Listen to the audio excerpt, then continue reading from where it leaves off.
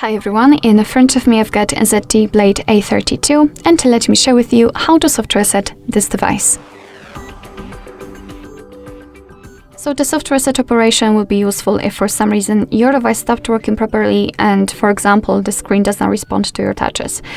So all you have to do in order to soft reset is to press the power button, which is located on the right side of this device, and hold it long enough until you will see the black screen and the developer's logo, and you will be simply reset the whole system. So let me try to do it. Let me press this this button. As you can see, we've got even a hint. So alternative reset, press and hold power button for 10 seconds. So keep pressing.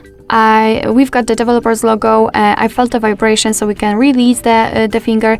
And right now we have to actually simply wait until the device will be restarted. Alright, so that will be all. Thank you so much for watching. I hope that this video was helpful, and if it was, please hit the subscribe button and leave the thumbs up.